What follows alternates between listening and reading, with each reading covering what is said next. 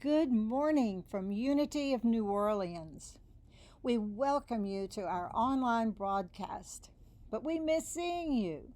Stay tuned because if the governor's June 1st announcement is a good one, and if the hoops we have to jump through to reopen Unity aren't too great next week, June 7th, we may be able to reconvene in person.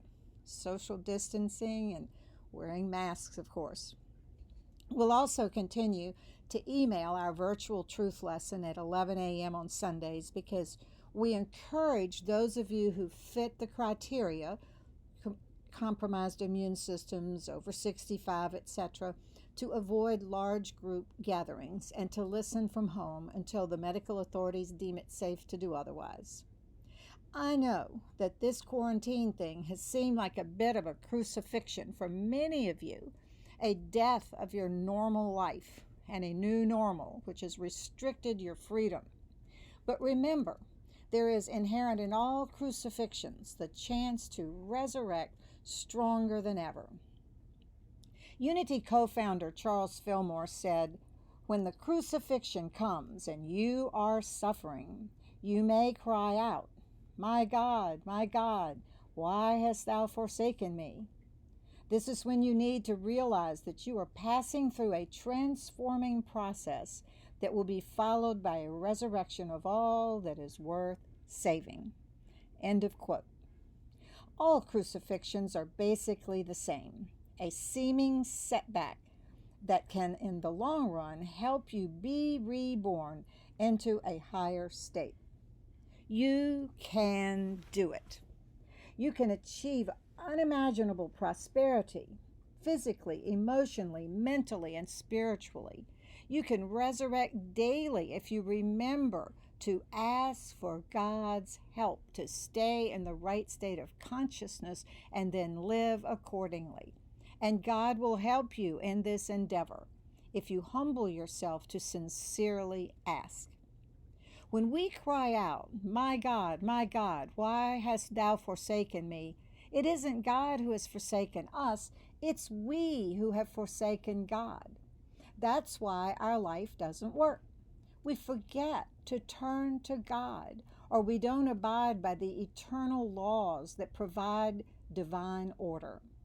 It's like not observing a stop sign and then having a wreck. Similarly, when we don't observe the eternal laws of life, our lives are a wreck.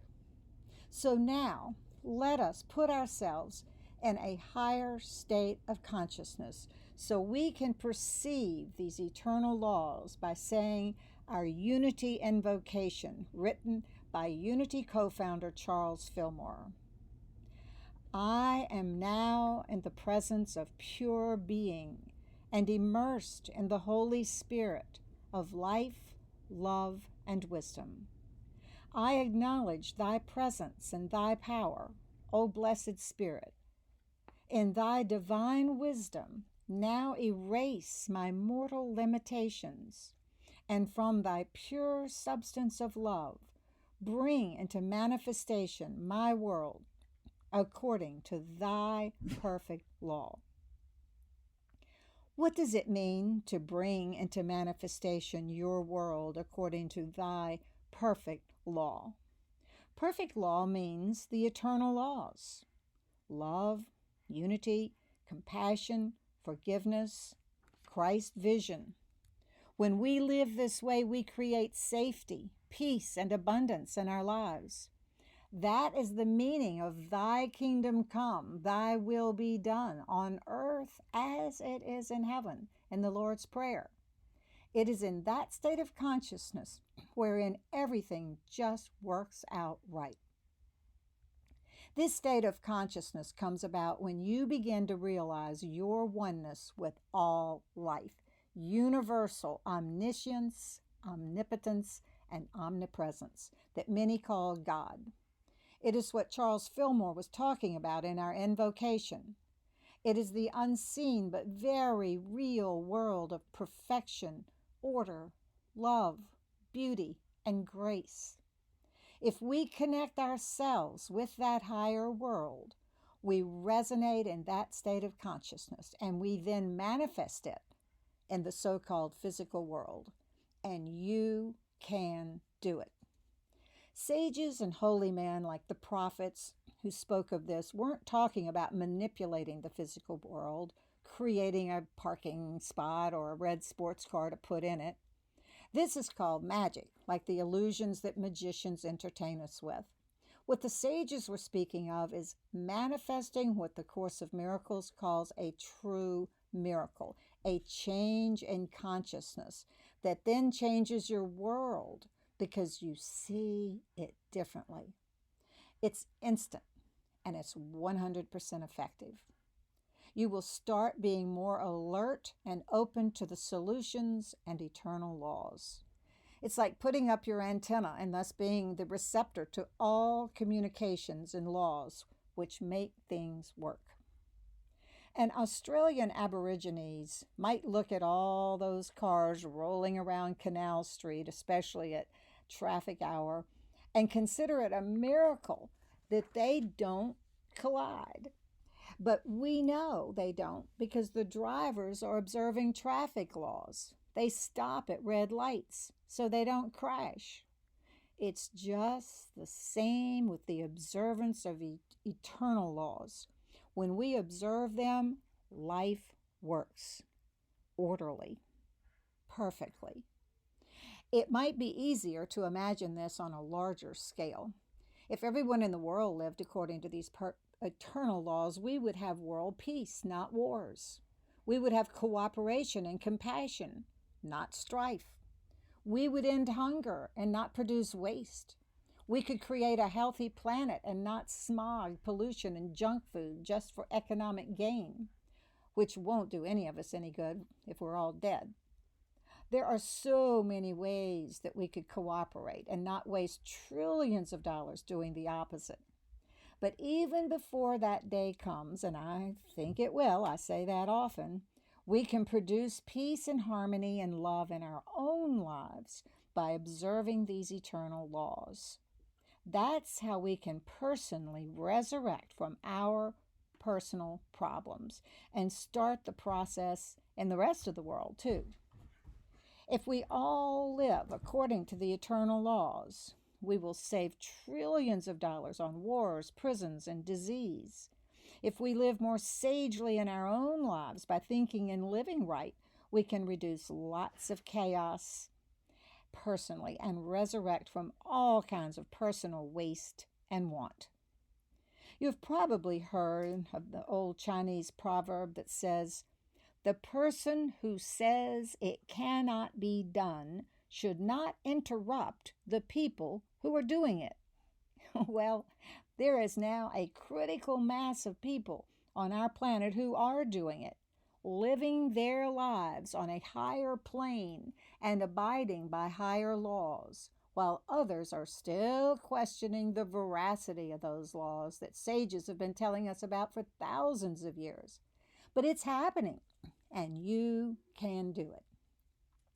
Walt Disney once said, "All our dreams can come true if we have the courage to pursue them." You can do it. You can resurrect from anything, physically, emotionally, mentally, or spiritually. There are just too many examples of this for anyone to doubt it at this point. We just need to have courage.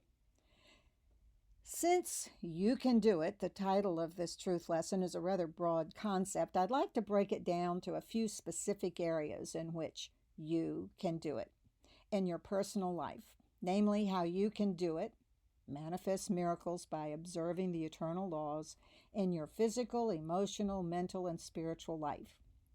Keep in mind, of course, that they interrelate into a unified whole. For your physical life, first, in particular during this COVID-19 time, your health. The latest Unity magazine, which you'll be able to buy when we reconvene, is all about manifesting health in the physical sense. Unity Worldwide is encouraging Unity centers all over the country to take up the banner and take the lead in the area of good health by serving only nutritious and pure food. There was a request for all Unity centers to join an organization called Unity Veg at unityveg.org and make the commitment to health, healing, and serving plant-based food at all congregational events. The first section of that article was a pledge from Unity Worldwide to visitors who go to Unity Village. The top article said, "We won't serve your children donuts." Unity co-founders Charles and Myrtle Fillmore were committed to serving only vegetarian food and not allowing alcohol at Unity Village. You can do it. You can help yourself physically by observing some very simple, healthy lifestyle recommendations. The recent Unity magazine talked of the importance of using food as medicine so we won't later have to take medicine with our food. All this is in line with treating our bodies as our temples. Whatever you choose as your personal path to health, and it's your choice, know that you can do it. You too can resolve to feed your temple pure food, ingest no poisons, and give it adequate rest and exercise. It's not easy. I'm a strict vegetarian and I don't drink alcohol or caffeine, but I'm having a really hard time with my desire for sugar and getting enough exercise. I honestly didn't realize till recently how dangerous sugar is and how vital and necessary exercise is. I think I knew it, but I was just buffering it out. Anyway, don't forget that you don't have to do this alone. Ask God for help. Meditate so that you can relieve stress, often the cause of indulging in an unhealthy lifestyle. And if your aim is to take care of yourself physically and you slip and miss the mark, don't berate yourself. That is really unhealthy. Just get up, brush yourself off, ask for God's help, and start again. If we all do this together at Unity, we'll get more and more motivated by seeing each other living a healthy life and caring for our bodily temple. And don't forget the power of visualization and affirmations. Visualize yourself as getting healthier and healthier. Use affirmations like, "I am healthy, whole, and happy because I provide my body with pure foods, exercise, sunshine, and meditation." If you do get sick, you will no doubt want to relieve or cure the symptoms. But don't lose sight of the fact that what you really want to do is ultimately not just cure the symptom, but to heal the root cause, usually stress. External stress could be putting unhealthy substances in your body or not sleeping enough or some kind of stress. This is all on the physical plane, but often if you go to the higher planes, you can improve your physical health quicker by healing the underlying cause of your dis-ease. For example, if you're stressed, maybe you get headaches. You take an aspirin and it's gone. But the underlying stress is still there, so you get ulcers. You cure your ulcer, and your stress causes a cancer, and so on. But if you heal the cause, maybe your unforgiveness or negativity or judgmental attitude, you get well. You aren't just curing the symptom after symptom. This is where prayer and meditation are so important. They open you up to seeing broader answers and underlying causes and stresses. You can do it. Turn your body over to God and observe the eternal laws of health. Do some research and be honest with yourself and ask God to help you. You can do it. Emotionally, you can do it too. Most of us have emotional issues that are at times hard to deal with. Many of those issues cause physical dis-ease. So healing ourselves emotionally often heals physical problems too.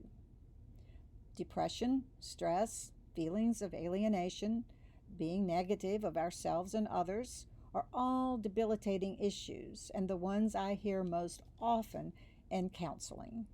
There are, of course, many resources these days for emotional issues. All kinds of counseling, self-help programs, support groups, antidepressants, and a change of environment, like removing yourself from an oppressive situation. One of the most effective ways to deal with emotional issues is the same way you can deal with physical ones, getting to the true source root of your problem and not just patching up symptoms. The source of most of the emotional issues is that we are not aligned with God, source. We're out of step with the eternal laws. On the physical plane, it's like continuing to disobey and run stop signs and then wonder why we keep crashing. Maybe we're still out there trying to live life alone as an individual with our egos in control instead of integrating with the oneness of all life, God, and all beings. Our egos like us to be separate from others and from the oneness of all life. Egos are vengeful, unforgiving, selfish, and self-serving. The eternal laws involve compassion, love, kindness, and unity. When we turn to Source, God, and merge with it, which includes all people and beings, we often feel no more dis-ease. We're in harmony with the eternal laws of life. We are better able to walk in the moccasins of those we judge and are negative about. We understand that we're all one, on the same path, working toward an understanding of truth. And that truth is that we are all one, as the quantum physicists keep telling us. Now, it's not healthy to deny or suppress your problems or try to escape from them. Face them squarely, but let go of your old, conditioned ways of seeing them. If someone rubs you the wrong way, have faith that there's a reason for whatever they did. That child who misbehaves in class is not bad. Her parents are going through a terrible divorce and her world is upside down. That negative coworker who's trying to make you look bad is terrified of losing her job because her husband died and she has 3 children to feed and educate. That arrogant know-it-all member of your class or work group has had to prove himself his whole life because his father always berated him when he was a boy. Often, when we just have faith, we don't know the details of people's lives, but there's always an explanation about why others are the way they are. Ask God to help you see things and people differently, and much of your stress will dissipate. New Thought great Emmett Fox said that the recipe for getting out of all kinds of trouble is to golden key it. This involves turning over your limitations, suffering, and all kinds of difficulties to God. He said, stop thinking about the difficulty, whatever it is, and think about God instead. If only you will do this, your problem will disappear. It makes no difference what the problem is, big or little, health, finance, a lawsuit, or a quarrel, anything conceivable. Just stop thinking about it and think of God instead. That is all you have to do. You may not change John Doe or the situation at work, but you will start seeing the illusion of it, or Maya. You'll see it for what it is, just a neutral situation that triggers some old stuff in you. Golden key everything and ask God to help you see it differently. You can do it. Mentally, you can do it too. You can rewire your mental programming. Real life is on the higher planes. The physical world is its manifestation. Align yourself with the unseen eternal laws and you will win the game of life. As with physical and emotional healing and abundance, you can start letting go of some of your mental images of life's material plane being the only plane, and you can start manifesting higher laws on the physical plane. That's when things get better and better. Man is a spiritual being having a human experience, not the other way around.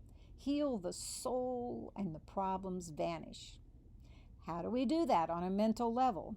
Well, it is vital to understand some basic laws, like all life is one and that we are all connected. If we start living from that vantage point, from that mental framework, things will start falling into place. We will make better choices and live more peaceful lives. The famous English poet John Donne said it well in a famous sermon some 400 years ago. No man is an island entire of itself. Every man is a piece of the continent, a part of the main. If a clod be washed away by the sea, Europe is the less. Any man's death diminishes me because I am involved in mankind. So never send to know for whom the bell tolls. It tolls for thee. You can do it mentally when you truly get that concept of the unity of all life, your oneness with God and every being. This is a key truth in the Bible and all spiritual texts. The symbol of Jesus as a Son of God demonstrated his organic, physical connection with this great force of life, God. And Jesus clearly told us that his mission was to help us realize our sonship with God too, so that we might have life and have it more abundantly. He said, "These things that I do, ye shall do also, and greater." We must understand who we are, divine and a part of each other and God. We too can manifest abundant, peaceful, loving, miraculous lives if we accept and live according to this eternal law, the oneness of all life with God and each other. No man is an island. Nothing exists independently of everything else. The Buddhists call this intellectual concept, this mental construct, emptiness. Emptiness means that nothing exists in and of itself. Everything is a part of everything else. For example, there's no such thing as a blade of grass, except in the conventional sense in order to communicate about that blade of grass. The reality is that a blade of grass is a composite of many things. It's nothing in and of itself. It's part water, part sun, part air, and many other substances like chlorophyll. And each one of those substances is made up of other elements too. For example, water is hydrogen and oxygen, H2O, and it goes on and on. Nothing exists in and of itself. All is emptiness in terms of existing independently. The quantum physicists have been telling us recently what the great religions have been telling us for thousands of years. No man is an island. We're all part of the whole. When we mentally get that the other person you are judging or hating or excluding or being prejudiced against is really you, everything changes. To work against that person makes about as much sense as your body's white corpuscles fighting the red ones. They are all part of one body, and chaos erupts anytime there is discord. United we stand, divided we fall. That is one of the metaphysical meanings of the creation story in Genesis. Eve was made out of Adam's rib. We are all part of each other, as surely as if we were made out of their ribs. This is also one of the metaphysical meanings of a huge portion of the Old Testament, the formation and ruin of the whole Jewish nation, the chosen people. They fought amongst themselves and abandoned Jehovah, God, for hundreds of years. They got sidetracked with worldly concerns, petty quarrels, and vengeance, and didn't remain as a united, God-committed people. And the result was that they lost everything. That was their karma. God was not angry and vengeful. The chosen people chose to abandon God and the eternal laws, and that's why they lost everything. Metaphysically, this demonstrates what happens when we get lost and start living according to worldly values and not the eternal spiritual values. We start worshiping mammon, or in the Jews' case, Baal, which symbolizes worshiping things like materialism, power, conquest over cooperation, compassion, and truth. In the Bible, the chosen ones start making deals with heathen countries. The result was that they lost their faith, which was their power, and they ended up being deceived by those heathen leaders in the end. We are always done in by wrong values. We learn from Faust that to make a deal with the devil is to lose our soul and eventually lose all. The chosen people in the Bible abandoned their values and eventually became as those around them. They then called for heathen help, and this caused them to lose it all. It's kind of like when the French called the Romans to kick the Greeks out of Marseille. The Greeks did, but then they kicked the Gauls out of France and took over for some 400 years. When we accept lower values in our lives to momentarily make things easier, they eventually erode the very life we possess, and we wind up losing everything, as was the case with the chosen people in the Old Testament. Instead of living according to their values, the eternal laws, and turning to Jehovah for help, they started living as their heathen neighbors, and they turned to them for help. The result, of course, was that the Jews were conquered, banished from their land, killed and enslaved. Metaphysically, that's what the story means to us. Abandon our higher values to make lower gains, and we'll end up losing it all.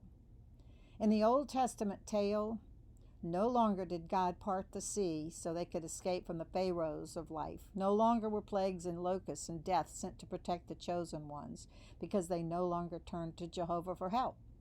Metaphysically, these stories represent the power that is inherent in understanding mentally the reality of the eternal laws of love, unity, unselfishness, humility, compassion, and understanding. So you can do it in the mental realm too.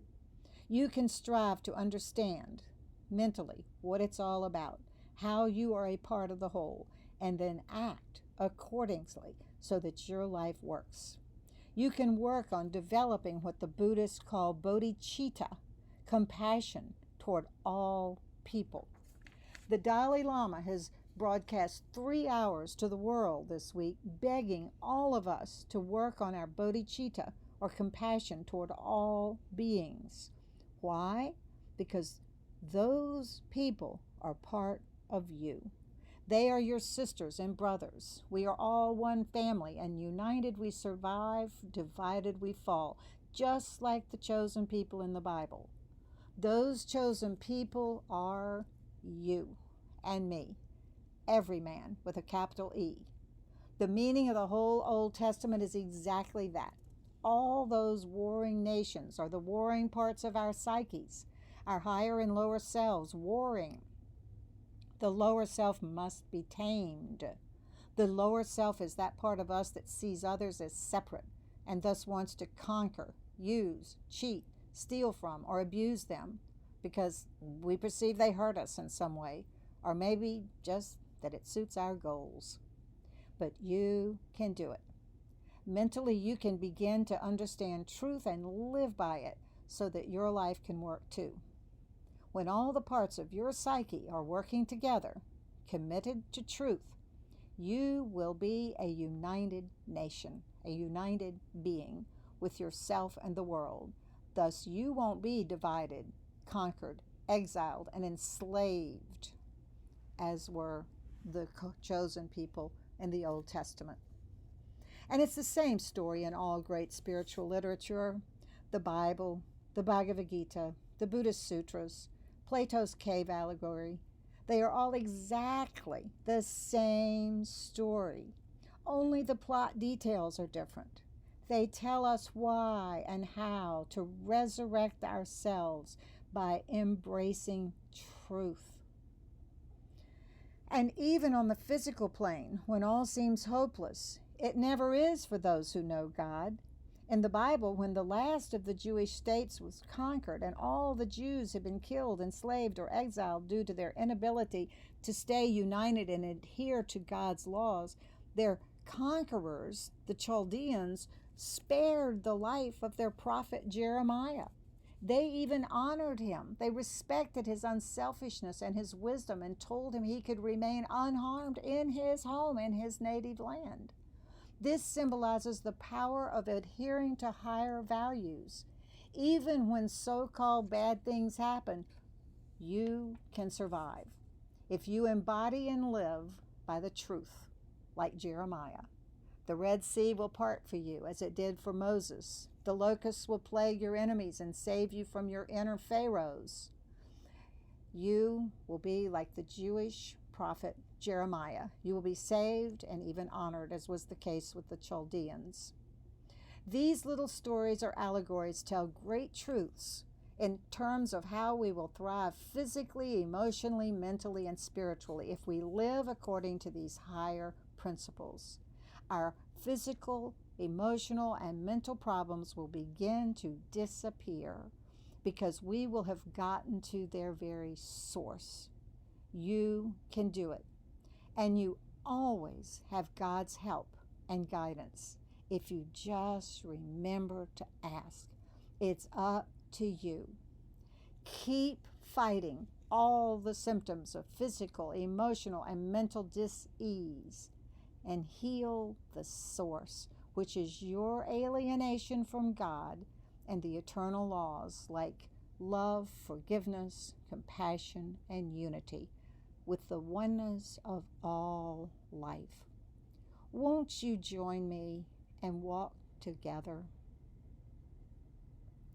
And now, to start this process, please join me in our time of prayer and meditation. Let this marvelous peace of God fill your mind and body. Let it fill and heal every cell, every organ of your body, giving you spiritual tranquility, mental and emotional peace, and physical health. The peace of God infills you now. You are one with the love of God, and you are centered in the love of God. Nothing can disturb the calm peace of your soul. In this time of peace, you imagine that you are in an area of high mountains. You are in a meadow that lies deep beneath the snows of the winter. Spring has come, and the meadow is showing through. Spring comes late, and it is coming with great profusion. You look around you and notice the stillness. Wildflowers grow there in abundance, and sheep graze contentedly in the lush grass. A quiet little stream laces through the meadow, having its source in the slopes above where the snow lies. It is not an easily accessible place, this meadow. You had to climb up a steep, stony trail to reach it. And yet, once you have seen it, you agree that it was well worth the effort. It is beautiful beyond belief. The words of the 23rd Psalm come to mind. The Lord is my shepherd. I shall not want. He makes me lie down in green pastures. He leads me beside still waters. He restores my soul. As you stand among the flowers and listen to the softly murmuring spring, there unfolds before your eyes the lovely word picture of the psalmist. Green pastures, still waters, the sheep and the shepherd. There is a scene of quietude in your mind. There is a feeling of great peace coming over you. And so strong is the power of this suggestion that at once this peace becomes part of you. The roar and tumult of the city and the material world is stilled. War and the striving of humanity become unreal and remote. all worry and care slip away from you and are as nothing. When you go down into the valley again, this peace goes with you. It stays. Nothing is left of your worries but a vague memory. They fade because you know that this meadow is one of peace and tranquility. You know that real peace, the peace that is enduring, is from God. It is attained by constant communion with God. As you seek God in prayer, you enter into God's kingdom.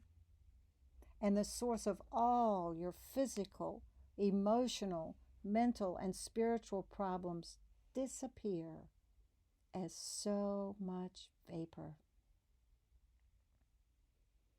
Paul tells us that we are the temple of the living God, that God's Spirit dwells within us, and that there is that part of us where we can contact God. We are thus guided and strengthened in all ways. As we are strengthened, we are able to incorporate God's teachings into our daily life. Right now, there is a peace that is a part of you, and with this peace comes the knowledge and the feeling of the love of God. You are centered and you are poised in the oneness of God and all life, and nothing can disturb the calm peace of your soul. You are at one with Spirit. You are at one with all living beings. There is a calm peace of your soul that resurrects you. Nothing from outside of yourself can disturb this calm peace. You dwell in this to increase your awareness of it. You dwell on it now. The 23rd Psalm is a promise of peace, and it is a promise of divine protection. It is like the assurance of a shepherd for his sheep. Surely you will not want for any good thing in your life. You accept the words of the psalmist as proof. When you are troubled in spirit, you lie down in green pastures beside the still waters, and your soul is restored to peace. You do not have to climb a steep and stony trail to reach the meadow. You only have to turn to God's presence. And at the very moment, you are there at one with God in all life.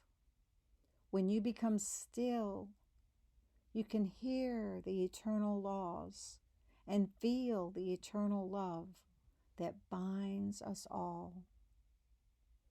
If you are worried about something that has happened to you, some illness that is a part of your body or mind at this time, if you have a great need for prayer today, take this moment to remember the peace of God and to remember again that you are not separate, that God is with you.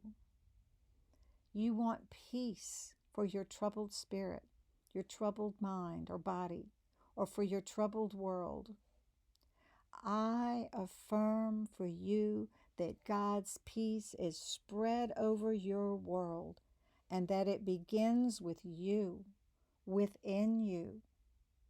God's peace is a part of every human cell in your body, part of every thought in your human mind.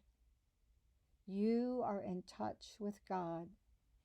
You are in touch with the fountainhead of all good, and you are serenely abiding in the consciousness of God's love. You are daily fed as the little meadow stream is fed by the melting snows.